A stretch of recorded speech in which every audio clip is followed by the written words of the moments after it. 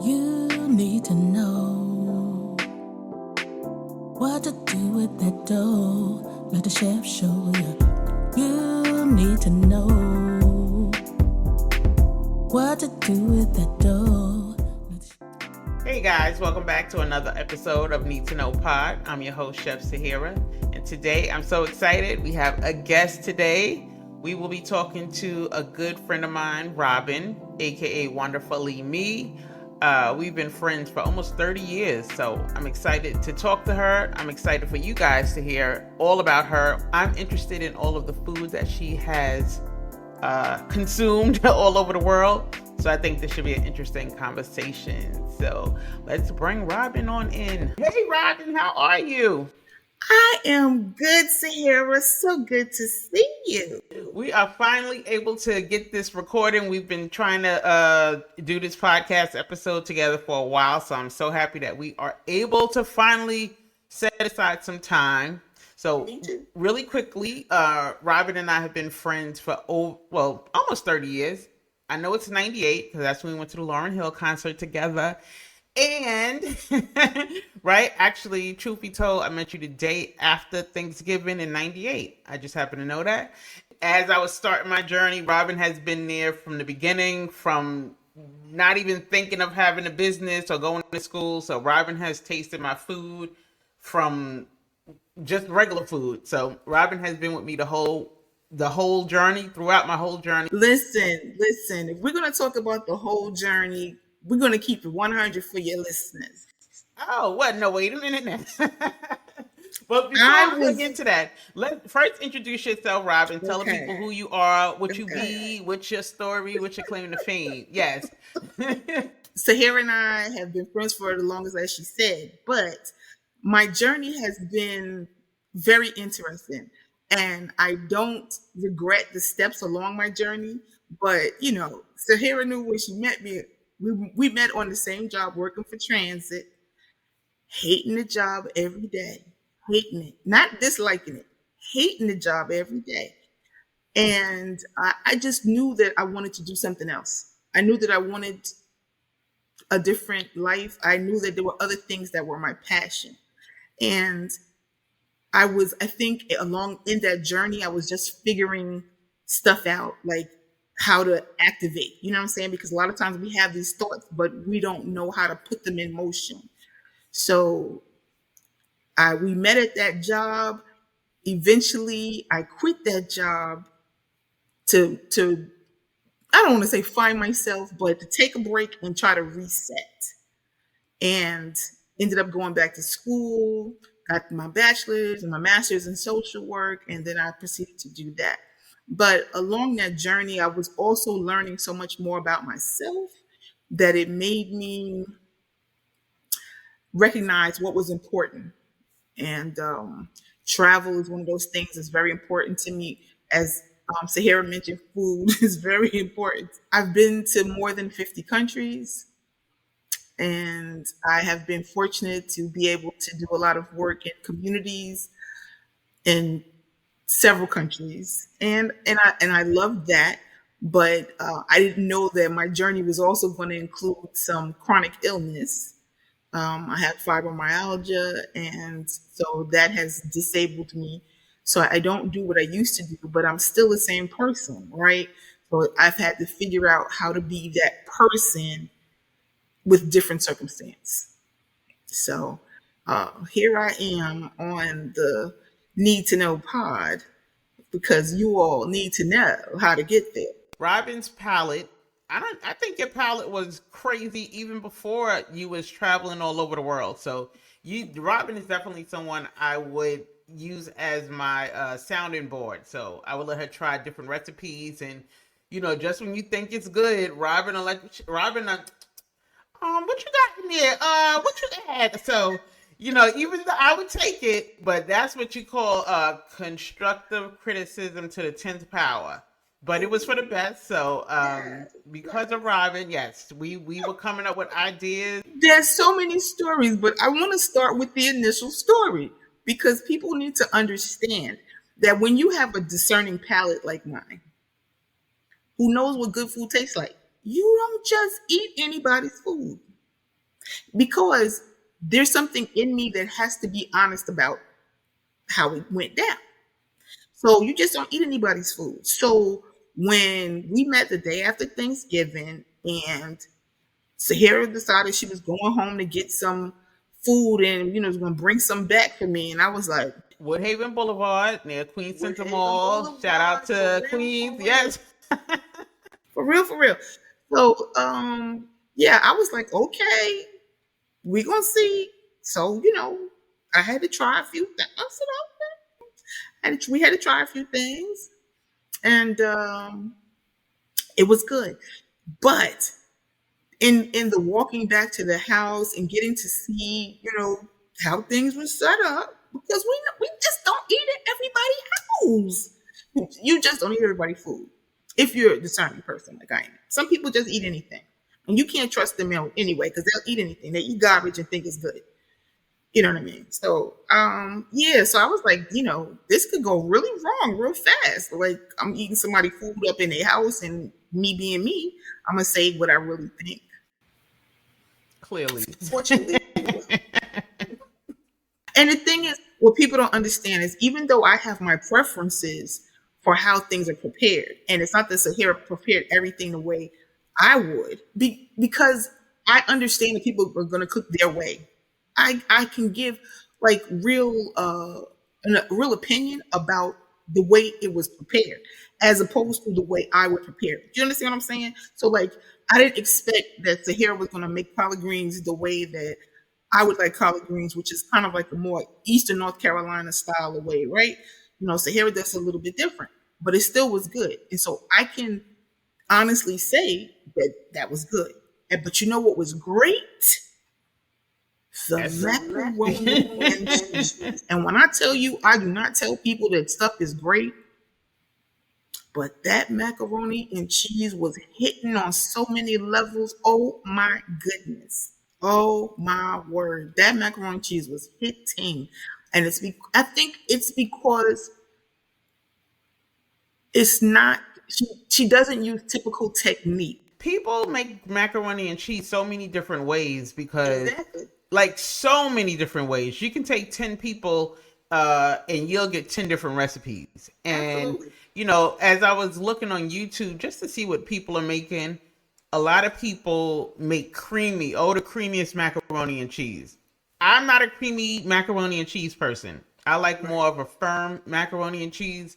Because some people think that you just need to dump a lot of cheese in there. But it's about balance of flavors, right? You can't just put any old cheese in there. I have a personal preference of Cracker Barrel, but not everybody does. Yes. I saw one guy say, and this is somebody who has a huge following. He turned out to be a little shady, but nonetheless. But I looked at an old video he did, and he was making a macaroni and cheese, and he said, "What cheese? Any cheese that's on sale?" Yeah, no, And I think it's a difference from. And this podcast is not about macaroni and cheese, but I will say, I think there's a difference between buying cheese that's already shredded and shredding your own cheese. Absolutely. Absolutely. Well, the shredded cheese has cellulose on it. Okay. Shredded cheese has cellulose on it, which basically is like wood chips. Now that I did not know. Yes. People need to check. It has cellulose on it. They put an anti-caking agent in there to keep it from clumping together. Yeah. So, yeah, there is something to grating your own cheese. Absolutely. And there is something to making the sort of sauce, The roux. Yes, making a roux and then making the sauce with that.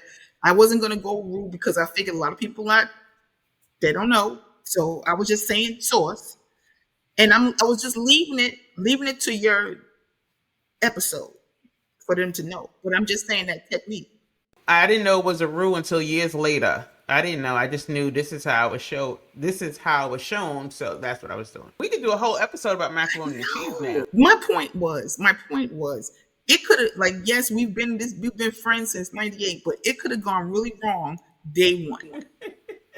I'm just here to tell you. Okay. Well, I'm glad that it went really well. Like I said, We also, not only did we have friends in common, but just like music. So we went to Lauryn Hill. Ooh, yeah. And Maxwell was the I remember she brought out Mary J. Blige. I do remember mm-hmm. that. I remember that because she sang that song with her. I remember that. And her Yep. band was phenomenal. I was just Whoa, blown away. I crazy. was blown away Crazy. by yeah. Yeah. It Yeah. was good. Okay, so let's get into the travel aspect. I want to talk about the food, the places that you've gone. All first, tell us a little bit about how you got into traveling. And I'm just, and I don't even think this is going to be an honest conversation because even though I'm not so open to eating so many different things, but I've heard you tell me, like when you were in Thailand, the food that was really good, or is it Thailand that they have something that's really, really hot, their seasoning? Oh, it's hot. It's spicy. It's spicy beyond spicy. It's spicy, like so spicy that, like, for me, it would be crazy spicy when they say it's not spicy. When they say it's not spicy, it's crazy spicy. That's how much of a difference there is between what they think is spicy and what I would think is. And mind you, what I've now seen since I've returned from Thailand, because I spent like 3 years in and out of Thailand, and what I've seen is that most people I know can't even tolerate what I can tolerate, spice wise. So if I'm telling you they're not spicy, it's very spicy, believe you would be like, this is too much. This is too much. When my parents came to visit Thailand, my mother was like, "Oh yeah, I like spicy." I said, "No, you don't." Yeah, but yeah, the food in Thailand is crazy spicy. Like it's on a whole other level. It's okay. So they have these like really small chilies, and these are the ones that you need to be worried about. These are really small chilies, and there's a dish called samtam, which is basically a papaya salad, but it's like a green papaya salad. So it's not ripe papaya like you know it. It's kind of, which is kind of orange and mushy. No, this is green papaya. And they sort of shred it, like you know how you have shredded cabbage? It's kind of shredded like that. And it is mixed with I think it has like some fish sauce, some palm sugar, like some kind of vinegar or something in it. I can't remember exactly what's in it, but my point is it's very popular. And my friend and I went to this place that we always went to get it. But normally we are paying attention, but we were in a deep conversation. And he ordered, and he was like, "Yeah, can I have the Thai style?" But they make it all different kinds of ways. You can get like the salted egg in there. You can get like these like baby crabs in there, or like these dried shrimp. You can do all these different things. We were getting like a plain one Thai style, but we were not paying attention. So when we said Thai style, meaning the type, they made it Thai style, like for a Thai person, because we weren't looking. Because if we were looking, we would have said, "Oh, one chili." That's how potent these chilies are. One chili. And if they put two in there, you could eat it, but your mouth is burning. Well, we were talking, they prepared it, put it in the bag. We just paid for it, took the bag. We get back, we sit down to eat. We put it, I said, "Oh my gosh, you see all these chilies in here?" So now I'm trying to pull the chilies out, like move them, because they kind of mash everything up in there and they're doing this thing.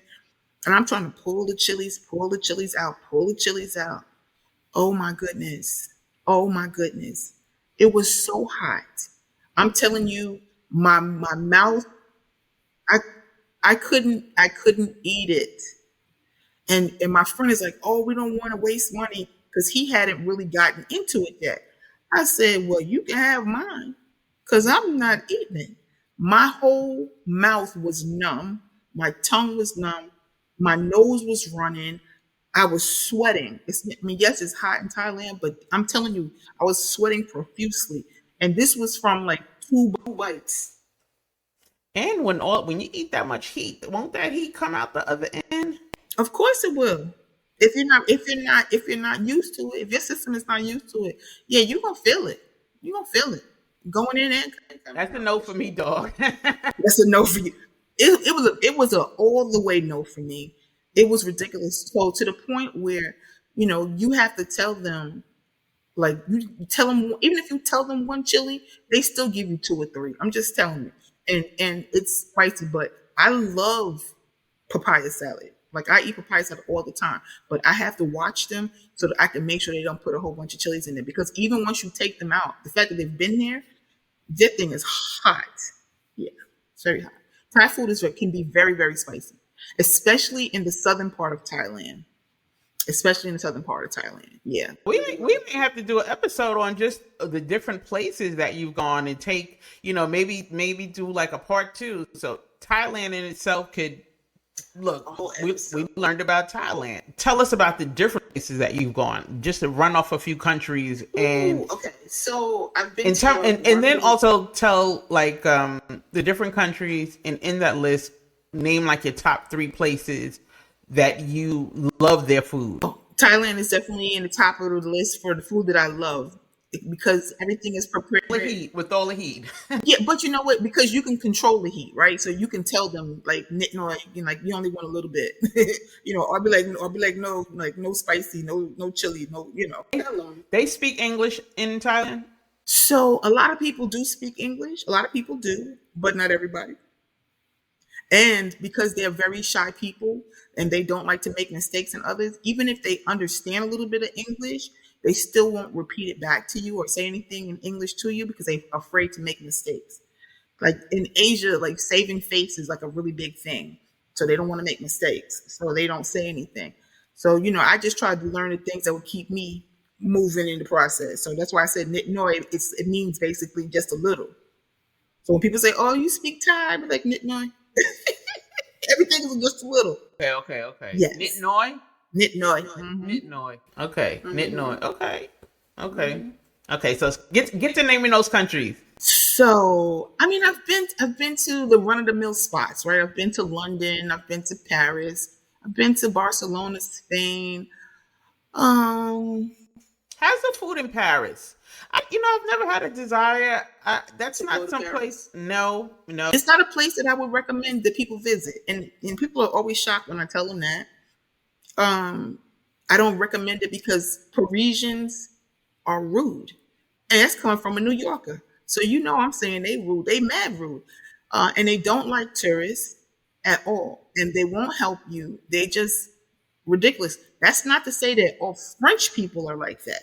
Because I've met many French people who were the kindest, most welcoming, helpful, but they'll tell you the same thing.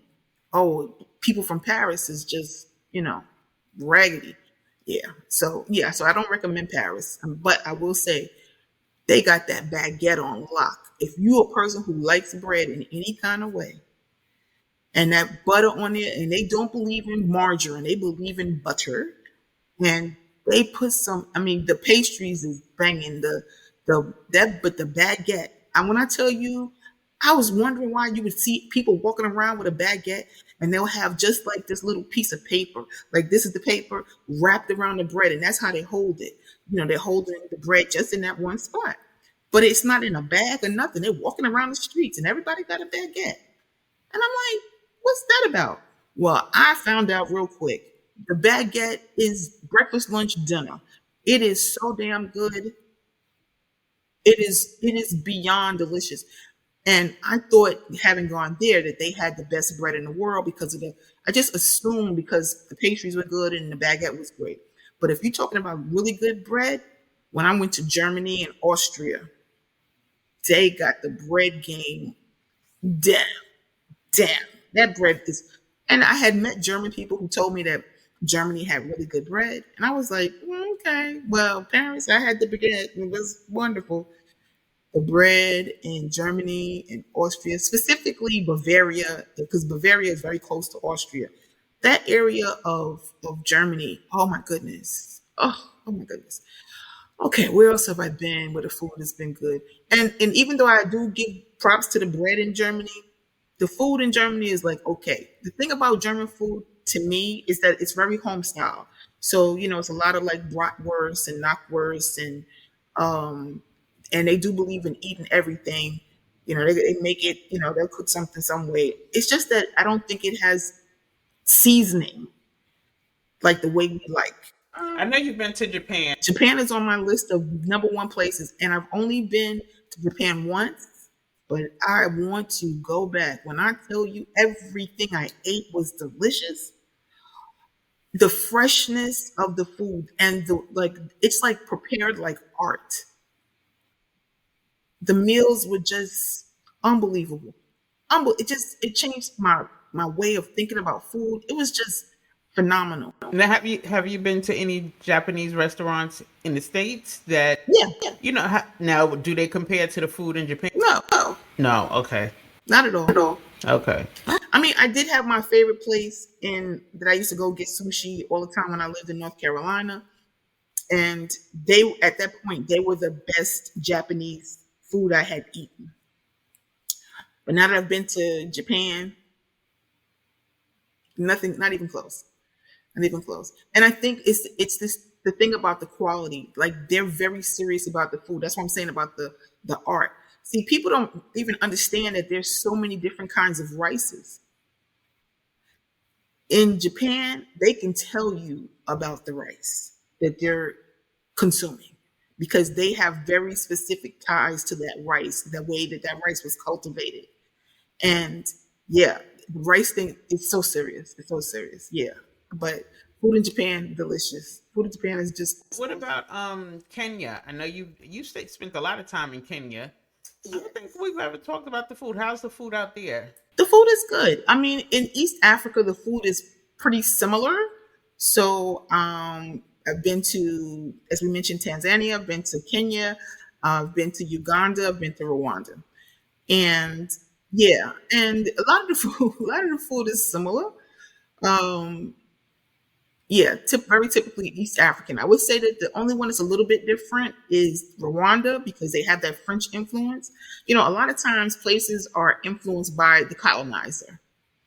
So you found a lot of, yeah, I mean 100. So the food in Uganda and Kenya and Tanzania basically, you know, they had the influence of the British and the Germans.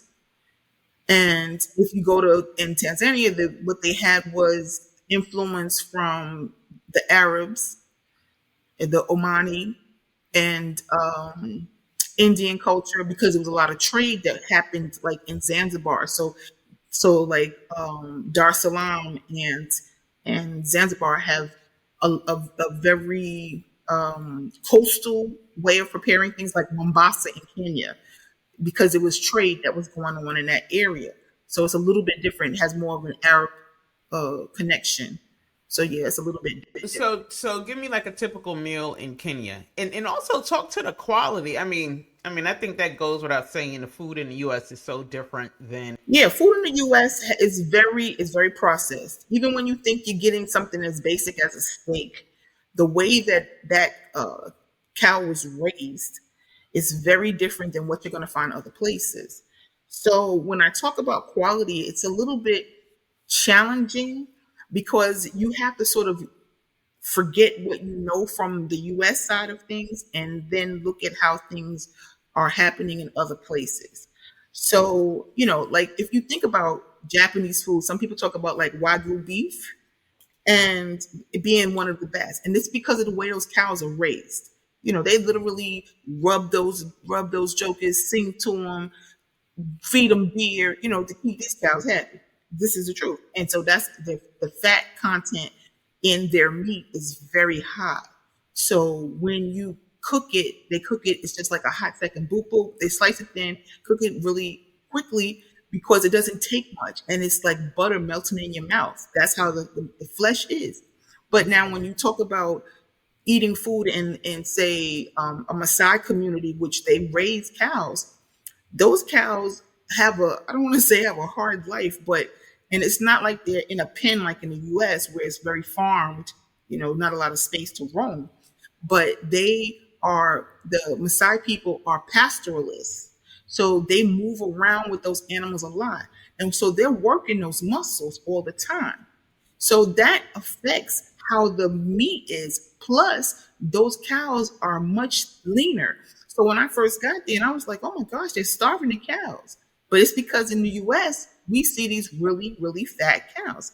And we also need to differentiate between the dairy cow and the beef cow, right? The cow that they're using for beef, because they are different. Now, don't get me wrong, you can eat them both, but they're raised differently, right?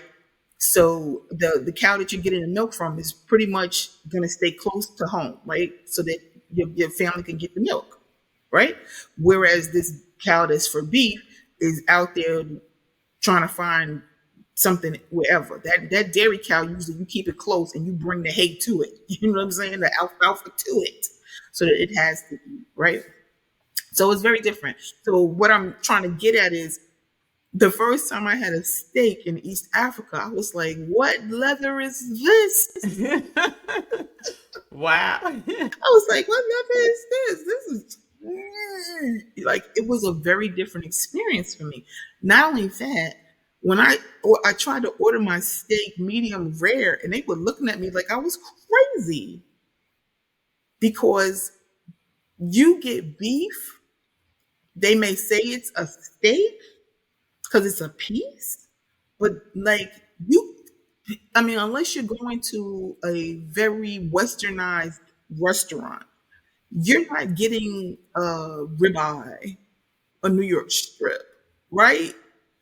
I mean, they can identify the fillet, and you might get a fillet, but that joke is going to be cooked like way longer than what I would like. I'm not a person who's going to eat like really well done food, but there, everything is cooked well done. They don't know nothing about nothing about no medium rare steak. They were like looking at me like I was stroke crazy. And chicken too. I want to say that also. So one of the things my stepdad said was, that was the toughest chicken I ever ate. Keep in mind, this is a chicken that we saw walking around, and then they slaughtered it and prepared it that same day. And when he got that chicken, like, he was just like, this was the toughest chicken. And I said, yeah, see, they believe, I think they call it kineji. I'm probably saying it wrong, but it's something like kineji chicken, and it's like real specific. Like the chicken that we eat, they say this for like they call it a broaster. So that chicken is like fatter and bigger. Like when you go other places, that's another thing I want to say. When you go other places, you realize that we on something in the U.S. because you don't find no chicken leg this daggone big. Right. You know, that's not happening. It's it's just mind blowing. That's why I say you got to forget everything that you know about food from the U.S. because our stuff is so processed that when we see something that's regular, we don't even realize. Yeah. I always tell people about in the summertime I used to love watermelons, but all the watermelons here in the US are genetically modified. You no longer have the black seeds in it. Right. So when I went to Costa Rica, I had watermelon and fresh pineapple every day because it was just out. It was always available, and I was so happy to see those seeds. So that's probably the last time I had a real watermelon, the fruit, And they're so plentiful, and the price is so right. They're plentiful, and the price is right. I mean, honest to goodness, in the U.S., you pay so much extra just to get something that says organic, certified organic. Meanwhile, everything is organic when you go other places. Why? When you was in Tanzania, what did you have? Oh, in my yard, I had pomegranate, I had lemons, I had mangoes, I had bananas, and what is the other one? Passion fruit. Yeah, I had all those things in my yard. And then you come back to the U.S. to have everything all genetically modified. Genetically modified. I mean, you have to read the label so hard to see if something in there has been genetically modified, and pretty much everything we eat has been processed in some way, and it does make a difference. I want everybody to know that it does make a difference, and the prices of things in the U.S. is scary. That's not to say that things can't be expensive by the according to the way that they're making money in that country, right? So for me, I might come in because I'm used to paying $3 for an avocado. So I get there and I can get one for 5 cents. And I'm like, wow, this is so, inexpensive. But for them, that's nominal but affordable, right? It's nominal and affordable. If that same avocado goes up to 25 cents, then it's like, wait a minute. If it went up to $1, I think people would revolt, which it wouldn't, because everybody has a neighbor who has an avocado tree, and you have a lemon tree, and this one, has, the mangoes, and you know what I'm saying? Everybody has something. So you don't have to spend so much because community is different, But yeah, so Thailand and Japan are like two of my favorite places food wise. My first real foray into solo travel internationally was when I went to Portugal. So I started in Portugal, and then I visited a few other places in Europe. Because I read no Portuguese, I would go to a restaurant, close my eyes, and just point, and wherever my finger landed, that's what I would order. No idea what it was. I never had a bad meal. I never had a bad meal. It was always very good. Cod is very popular there, so they have cod in a lot of dishes. I mean, is it the best food I've ever had? Probably not the best food, but I mean, the quality of the food is good. The taste of the food is good. But again, there's this thing about depth of flavor, right? Like all these different spices and things that I like. So it's not the way I would prepare it. Even if I made some of those dishes, I would add a little something to it because, a little razzle dazzle, because I need that. So I love Caribbean food. So, Well, Caribbean people, they season their stuff nice. I was just doing another episode and just talking about the food and how we grew up. I know me culturally in, different communities cook differently, of course, but growing up, we didn't use a lot of fresh herbs and stuff. It wasn't until I got older. We always used the dry spice. Yep, the dry spices. So it wasn't until just getting older and I would guess for culinary school, but also they had the whole, the Food Network is around. So, you can't get me to get garlic in a jar. I know people who still do, but for some reason I like cutting up garlic. I love rosemary and basil and fresh herbs, but and fresh thyme. Ooh. Now, see, that's what you learn the Caribbean style. Gotta put that fresh thyme in there. but I think thyme to me is not as fragrant. I use it, but that rosemary and sage and basil. Yeah, no, I love all of them. Yeah, I love all of those different ones. But I think because Caribbean food is probably at the top of my list of kinds of foods that I like. Oh yeah, because I think I like things that are very seasoned. I really do. But that's not to say I can't appreciate other stuff. You know. See, I'm not a spicy kind of person, so like I learned how to. It wasn't until I got older that I learned how to make what is it, curry chicken. Because Oh, Kenny okay. likes spicy stuff. Kenny actually Right. likes Caribbean food. So Kenny, the husband, right? So I learned how to make that. I learned how to do like brown stewed chicken. Yeah. See, but so even with that, I'm real picky on that. Like you said, you make curry chicken. My first thing is what kind of curry you using.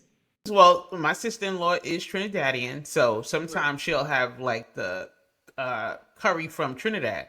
So Yes, and I before notice it. I know I don't get me. That's not my thing. I don't know, but I know she'll. chief. But let me tell your audience. Let me tell your audience, chief. But Chief curry. do they sell chief in the store? Yes, and not in the regular store. Usually, you gotta go to. Um, Sometimes you'll have it in the Asian markets, or Caribbean market, really. But you can find it. You can find it. Well, Trust and hers was believe. coming from Trinidad. Yeah. Well, this is from Trinidad. This, I've been there too. I'm not surprised. Yeah. But I know, Yeah. speaking on how I make curry chicken, I was taught by Yes. them. I Okay. was taught by actually her daughter. Her daughter showed me how to Right. make it, and she makes it like a paste. So I know people make it differently. I know people make it Right. differently. Um, but and I never thought I would like it, but I have eaten their food before, and I was like, okay, let me learn how to make this. So I'm never gonna say, girl, let me bring some curry chicken to the party. No, but it's good, but it's just not something that I don't love it. If I make it, I'm making it because to give my family a different option. Well, I like a variety. So, I dabble in a little bit of the Mexican side, and I like Italian food, and you know, yeah, I love it. When I went to Italy, like everybody says, oh, you gotta have pizza in Naples because that's the home and blah blah blah. And I'm not saying that it isn't. And the pizza was delicious. But I'm from New York, so we make the best pizza. Period. And let it be known that Staten Island has one of the best pizza places, Brothers Pizza. They're so good they don't deliver. They only take cash. And if you want the pizza, you will go there and get cash. And get it. Yeah, Right. yeah. Like the best pizza. And it's been, I think, like maybe one of the top places. There might be a list of the top pizza places, and they are like one of the best. If not number one, they're like in the top 5. Easy. It's the best. So, yeah, I do like Italian food. I don't know that I have a desire to go to Italy also. Yeah, I'm gonna say this. I've been several times. I think I've been to Milan, I've been to Sorrento, I've been to Florence, I've been to Rome, the Amalfi Coast. I've been a few places. I've been a few places in Italy. I can't think of every place, but I've been a few places in Italy. And the food is good. I'm not denying that. But if I like more of the traditional stuff, so I like to be off the beaten path. When you go places that are in like the tourist areas, you're getting like some basic food.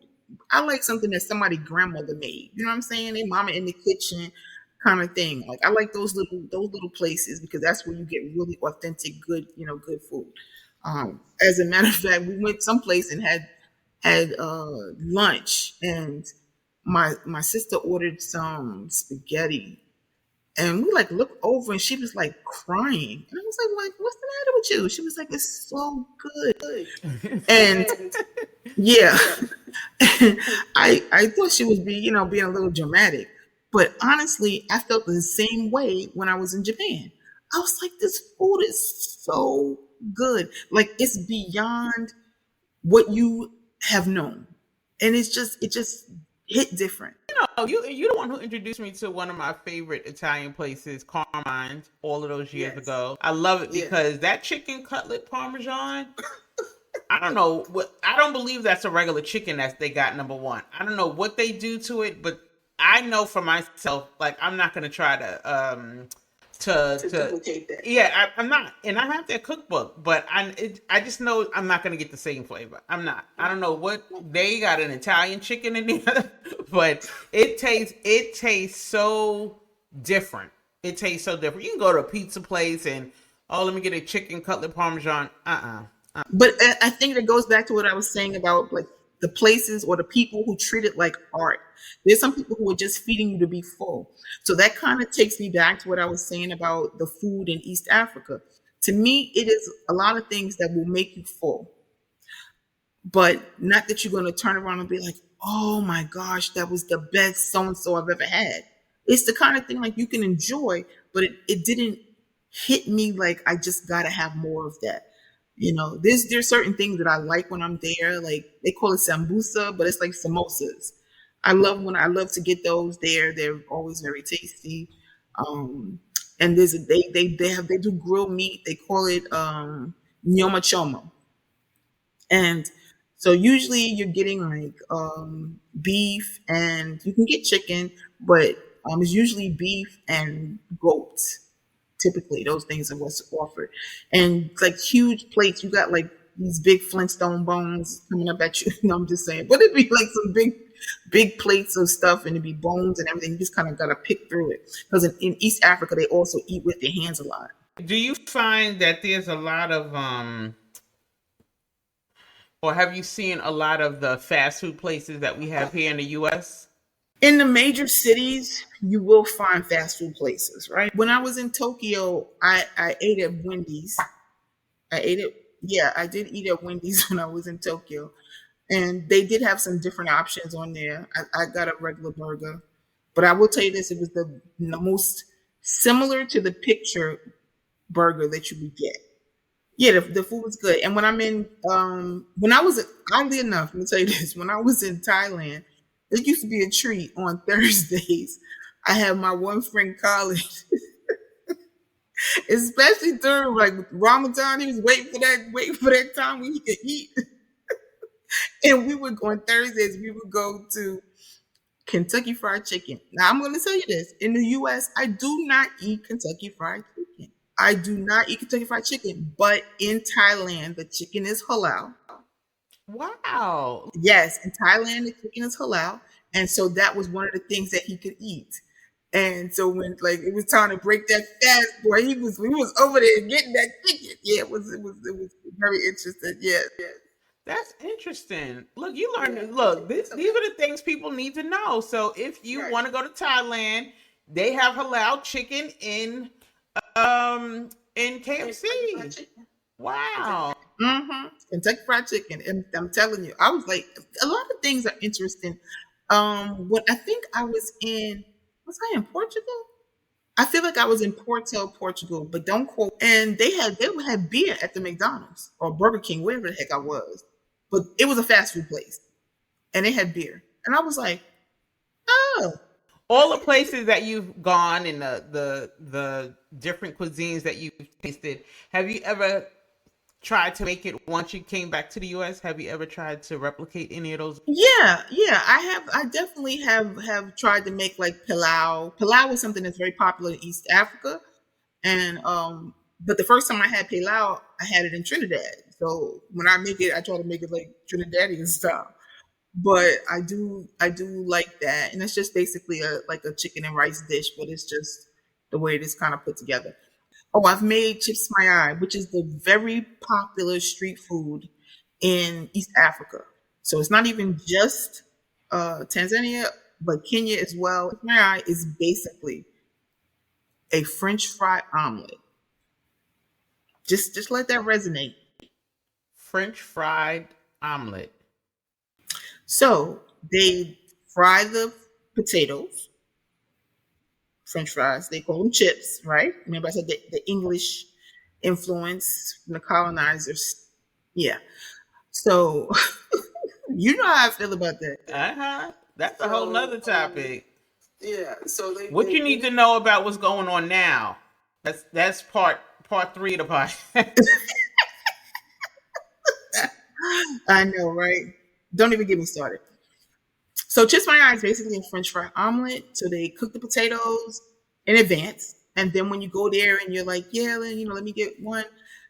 They put those fries in that pan. They put that egg in there, and I'm just telling you that their ability to make this thing, it's in a small pan, but they have to flip it right so that it comes. Now potatoes are heavy. Like the ability to turn it. Some of them I've seen actually take a plate and then flip it that way and then put it back in.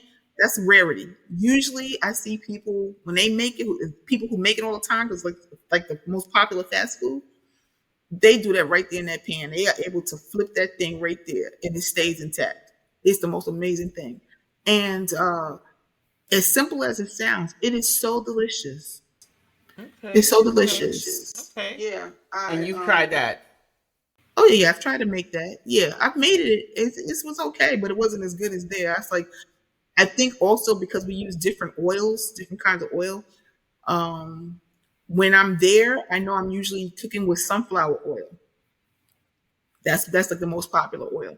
Here we're just using regular vegetable oil, which can be a combination of whatever. But I actually did a episode on just the different additives and preservatives that we use here in the US that aren't allowed in Other places in Europe, I think it was in Ireland, that Subway was sued because they said you can't call it bread because it has so much sugar in it They said it's like a cake. Mm, wow. That's why I'm just like a huge advocate for baking from scratch, because Right. at least you can control what you're eating, the ingredients, the chemicals. They had this. When BJ's and Costco's came out, everybody wants to buy the birthday cakes from BJ's and Costco's. Because and before you know it, if you're not thinking about it, you get it. That everybody would back when we grew up, we could go to a bakery and order a cake. Now you get a cake from Costco's or BJ's. I call them paragraph cakes. There's a paragraph of ingredients, a paragraph of chemicals and stuff. When True. really all you need is some butter, sugar, eggs, milk, flour, Right. and maybe a flavor or two. Right. So even just cooking from scratch, also because the food here in the U.S. is I don't want to call it garbage, but I can control what I eat. I'd rather put it together. And, I'm a food safety fanatic, so I'm not sure how everybody prepares their food. So I just want to I know you told about the macaroni and cheese. I'm just going to tell one of my famous stories that, when it comes to the food scene with you and I,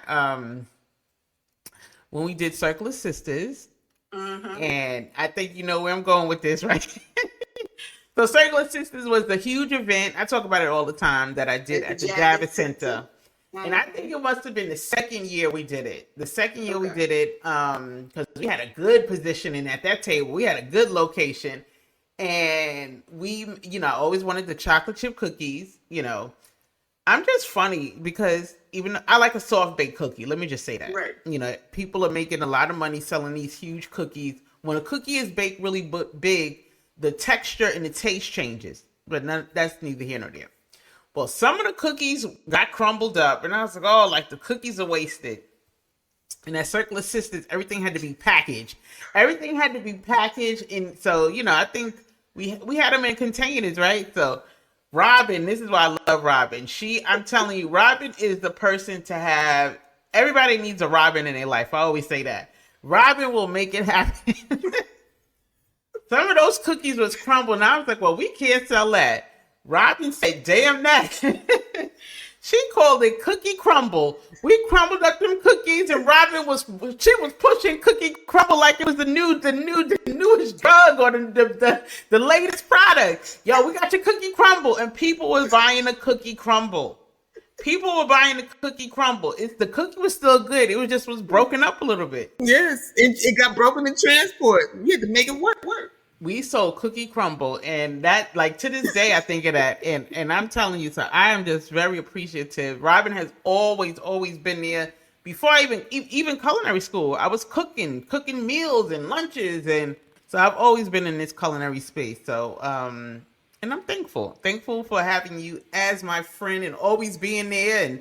And what else did we come up with? That famous cupcake.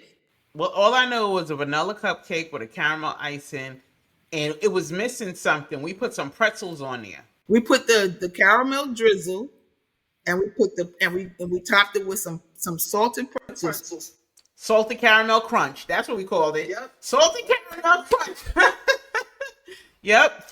And remember we made that chocolate cupcake with the I put some ganache in the middle with that peanut butter frosting.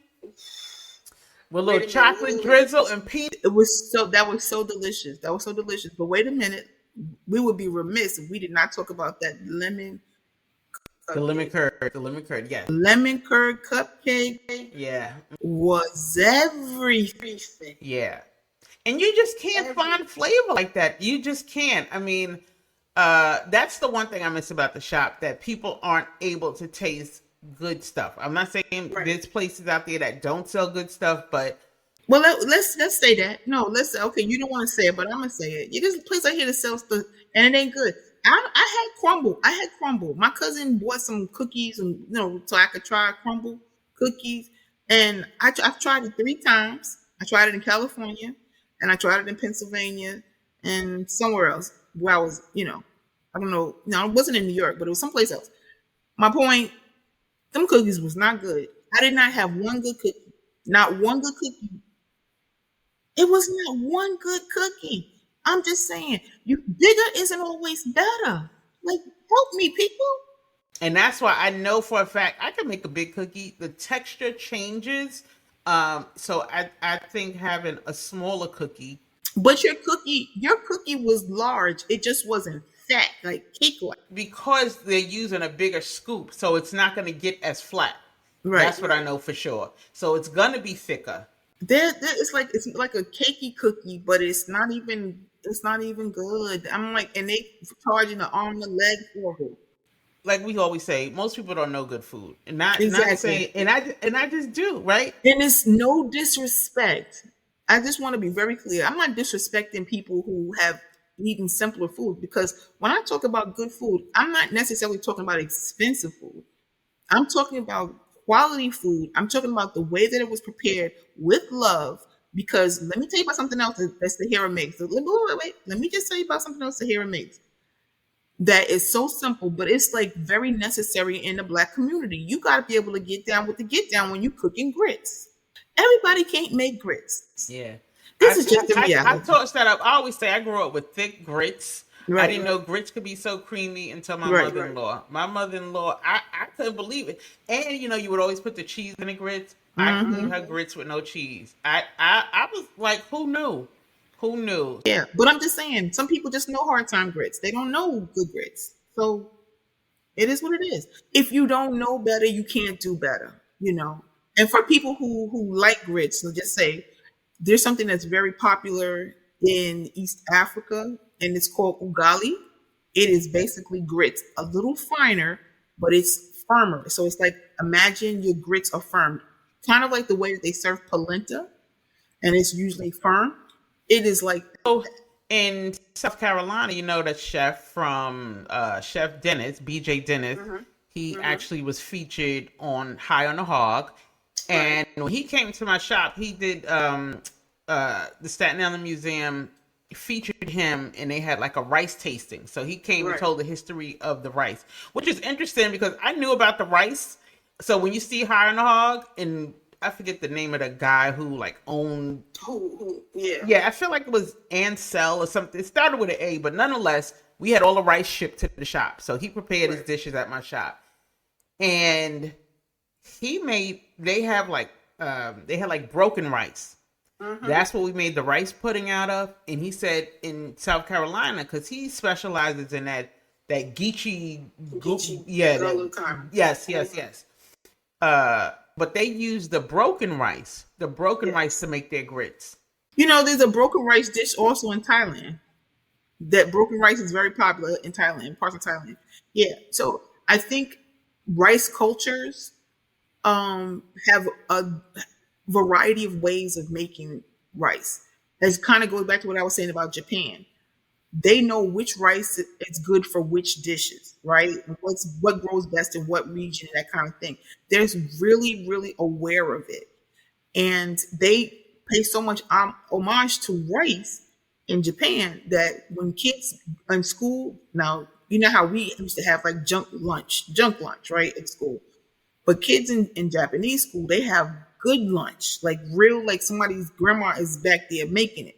And they're taught to eat every grain of rice because they believe like rice is so important, right? It's such a staple in their life, and you're supposed to understand the value of each grain of that rice that you have.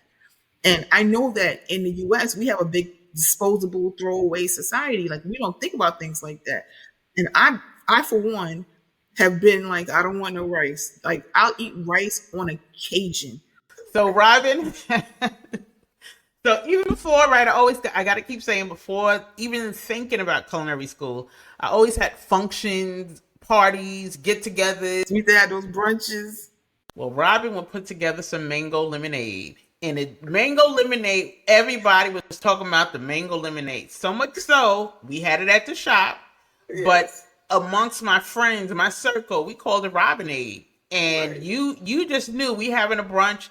That was on when you go shopping, you knew you had to get all the ingredients so we could have our Robinade. Like one of the best drinks ever. So when I would do, now that I have the shop and I would do functions and events, we would bring our little beverage dispenser and we have our Robinade in there.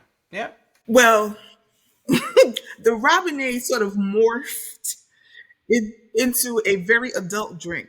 It is known from coast to coast, from the tip to the bottom, okay? Down to Florida. Yeah. Everybody knows about the Robinade. People very serious about the Robinade. As a matter of fact, when I was going away to travel, I was trying to raise a few dollars after I had a little financial snafu. And I had a get together at my house and I was selling Robinade. And when I tell you, I think I made about 20 gallons of Robinade. And when I tell you it was sold out like in an hour, people were like, "Am I too late? Am I too late?" I wanted to get some Robinade. For me, when I make things, cooking or whatever, it's always like about love, right? And community and coming together, and like sisterhood and stuff, right? So there was never been a price put on anything. But when I tell you people were serious about that, they was like, "How much? Okay, okay, okay." Like people didn't even care, you know. And the Robinade really came about. It was a, like I said, it was a labor of love. I actually bought a whole case of mangoes the first time I made it. I bought a whole case of mangoes and some, and I don't know, 50 lemons or something.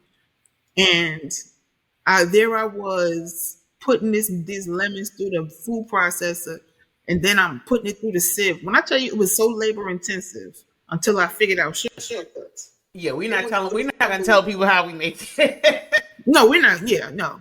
Yeah, I ain't gonna tell you what's in it. Don't like. Yeah, Sahara got that secret. She got the secret. How can I explain? Like I said, everybody needs a Robin. Robin is like everything. So, Robin, I want you to tell the people how they can connect with you, how, you know, what services you offer, and you know, you are, not only do you like to travel, but you give guidance and consult on traveling. So, but tell me about the food you hate, and then you can tell us how people can connect with you. I'm gonna say. Let me say this. As far as the foods I hated, and maybe hate is a strong word, but there were things that I wouldn't necessarily eat again. Specifically in Thailand, there's something that they really, really love. It's called durian. It's a fruit. It is a stinky fruit. It smells so bad that they have signs on the subway, on their metro, their trains, that says like no guns, no knives, no durian. What's it? Spell it. Durian, durian fruit. And there are people who hate it and people who love it. There are people who love it, love it, love it. Like I have this one friend from Singapore who's a chef, and he absolutely loves it. He's like, "Robin, you got to give it another chance." And you know, and I believe that you sometimes need to try foods like 3 times in order for you to be sure, like you like it, don't like it, kind of thing. And I was like, oh, I was like, I can't get beyond the smell of it. So the yeah, it smells like something rotten. Okay, I'm gonna tell you what I think it tastes like. Now, again, people can try it. Some love it, some hate it. I'm amongst the haters. It is a combination. The texture is creamy-ish, but when you combine the texture and the smell together, even if you closed your eyes, you would think you were chewing on dirty socks mixed with rotten onions and vomit. Uh, I said, that's exactly how I'm just telling you. That's what I felt. Like I was just like I couldn't even I couldn't even get it down the first time. I couldn't even swallow it. I could not swallow it. It was that bad. and that's in Thailand. That's in Thailand. You can get it all over Asia. It's the outside of the durian fruit is all spiky looking. Then when you cut it, it's like pods inside. These like big sort of bean sized like pods, and it's soft and like almost like the texture of like a banana, but like a softer banana ish.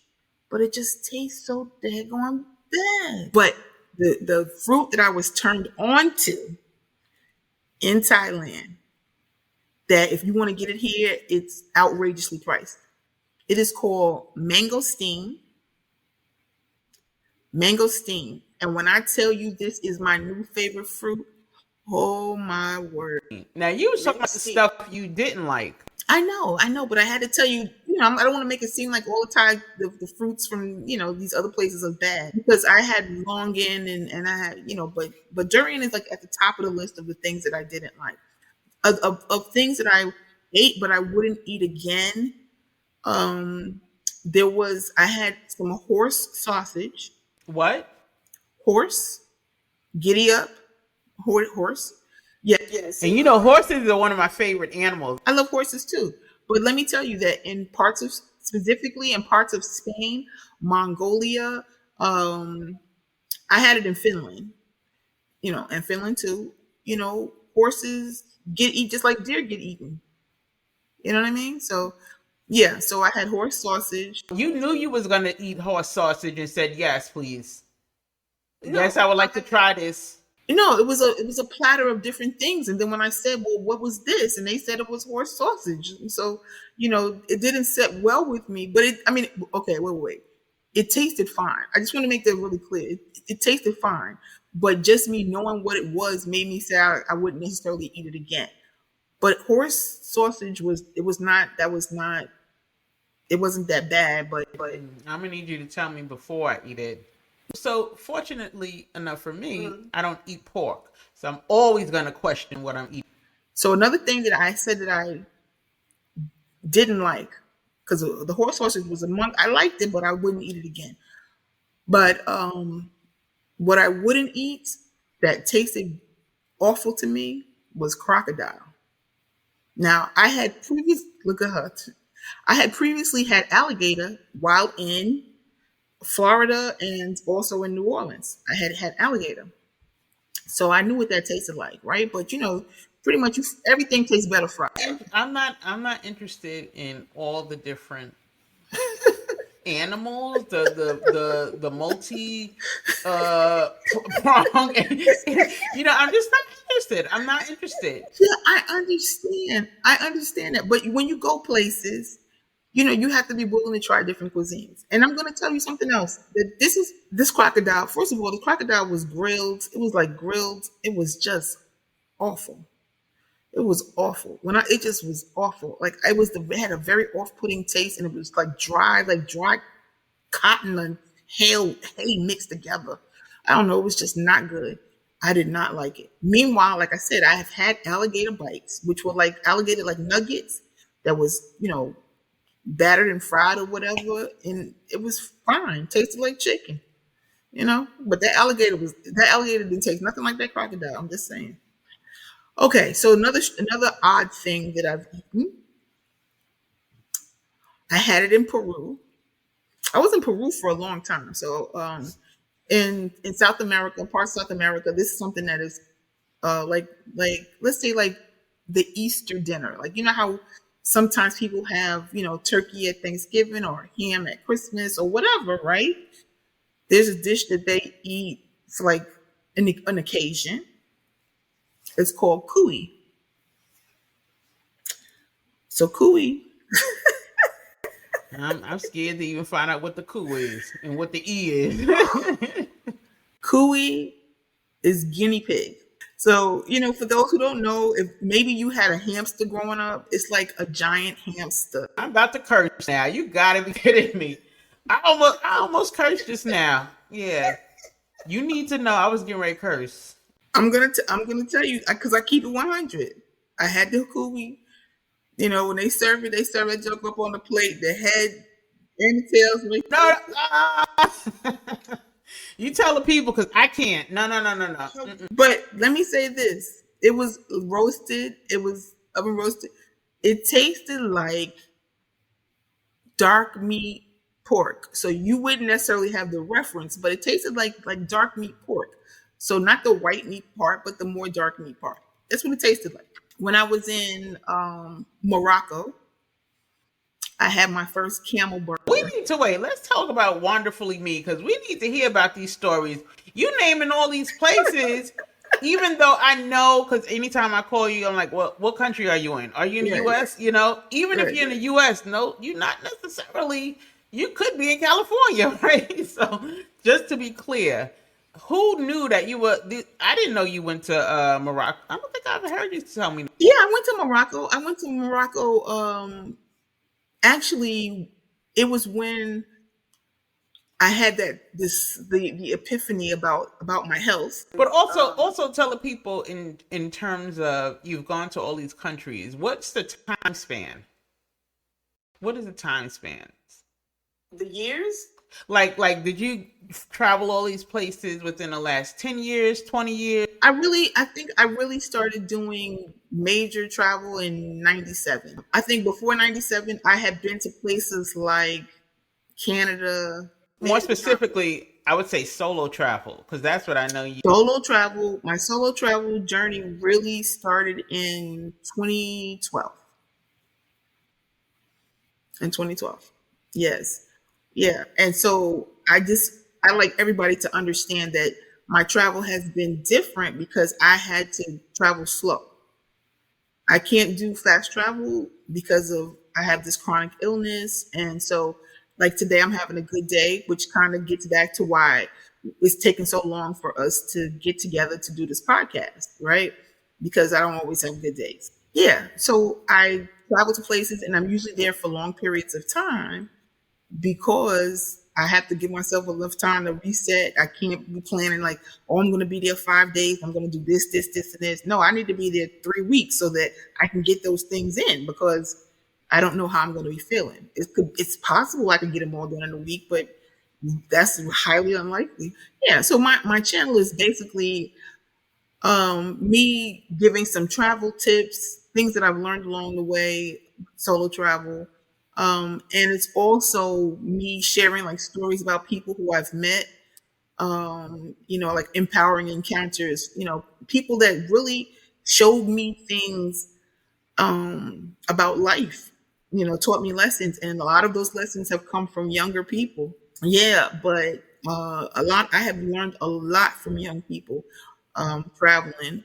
And I think one of the things is fearlessness, right? Because here in the US, and maybe that's not everyone's experience, but in general, the people I've come across, and I know a lot of people, but there's a difference between the way that others see the world and the way Americans do. Americans have this thought process of, oh, we're the best, therefore there's no need to go anywhere else.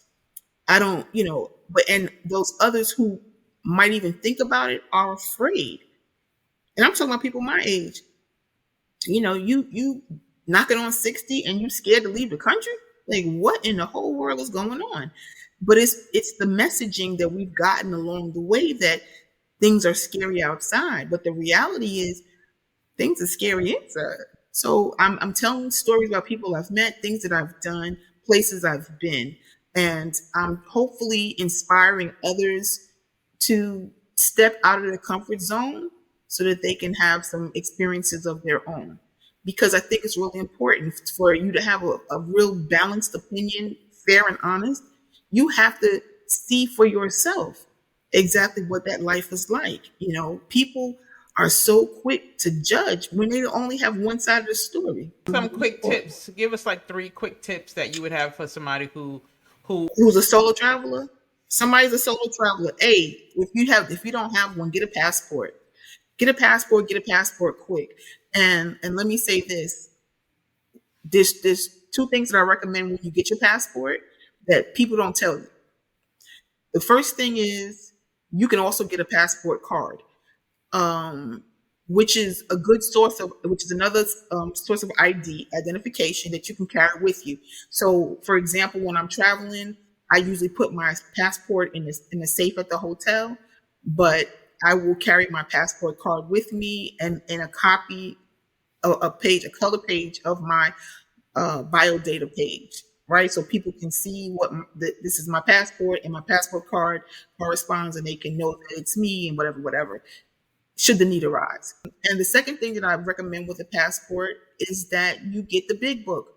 I did not know that you could get a bigger book.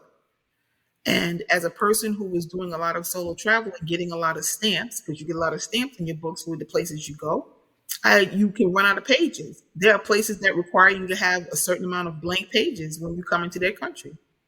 So, I recommend that people off gate get the big book And it's just as simple as you just like checking the box. That's my two recommendations for passports. The other thing is travel etiquette. My number one thing that I want people to understand is when you go to places, don't expect them to be the place you've been. It is the place you're at. So they have different cultures, different norms, different mores, right? The way that they live their life and run their businesses or do whatever. Don't sit here comparing it to what you did in the US, because if you wanted a US experience, you should have stayed in the US, period, point blank, So that's that. And leave it better than you found it. That's another thing. Like, you don't need to be coming here trying to be the next colonizer, right? Leave it better than you found it. Do better and be better. I don't knock people in other places for charging Americans more. I don't. People get very upset about it. But let me just say this. Americans go to these other countries, and the first thing they do when they get on Instagram or Facebook or whatever, TikTok, whatever you have, the word that they always use is, "Oh, this place is so cheap." People are just making a living there. They're just making a living. And they may not have the discretionary income that you have. So when you say something is cheap, meanwhile they're struggling to be able to buy that very same thing, it's insulting. So go with the right mindset. You know what I'm saying? Take something good with you, meaning your attitude. Leave that American thinking behind. You know, and again, people may be patriotic and oh, the U.S. is the best. If you say so, I'm just telling you, I've been to more than 50 countries and I've had great experiences in the vast majority. Morocco was one of those that I don't know that I would return to. But the vast majority of places I've had wonderful experiences. And I want to say, as a Black woman solo traveler over 50, I have not felt a level of discrimination in other places as much as I've felt it in the United States. But getting back to Wanderfully Me, yeah, I touch on, like I said, the tips and tricks and things. And I think the last thing I would say to people about traveling solo is, because people always say, oh, do your research, do your research. The research is only going to help you so much. You got to go there with an open mind and an open heart, right? That's what I said about being a good traveler. But one of the things about being a good traveler is getting your ass there on time. Sorry for saying ass, but I'm going to say ass again. Get your ass to the airport on time. And when I say on time, I mean 3 hours ahead. You rather be sitting at the gate waiting to get on. For 3 hours for international, we're not talking about domestic, which is 2 hours, but 3 hours for international. And when I'm telling you 3 hours, I'm always there probably 3.5, 4 hours in advance. Why? Because I don't know. My Uber might get a flat tire.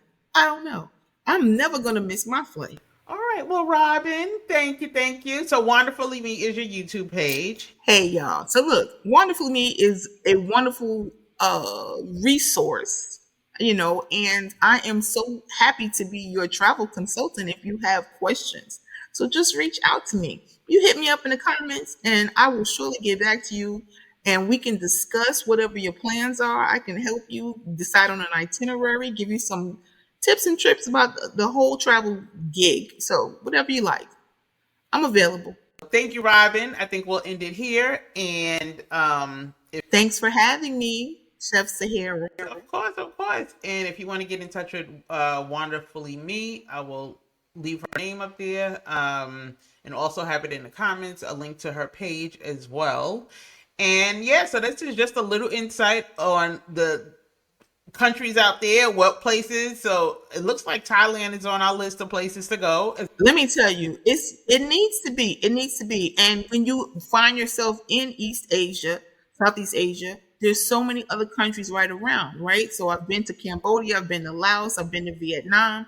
All of these are right there by Thailand. You can see as many countries as you'd like in that region, and the flights are cheap. I just want to throw that in there.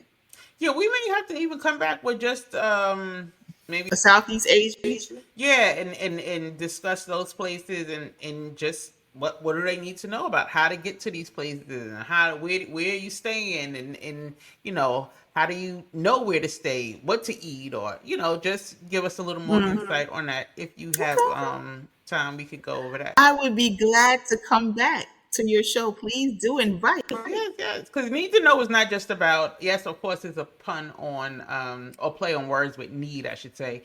But yeah, there's so much that you need to know, not just cooking related. So I do have a lot to say. All right, guys, that's it for Need to Know Pod. I'm your host, Chef Sahira.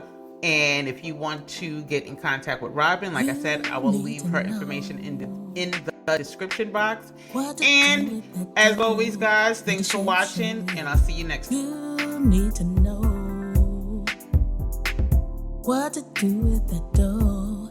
Let the chef show you. You need to know what to do with that dough. Let the chef show you.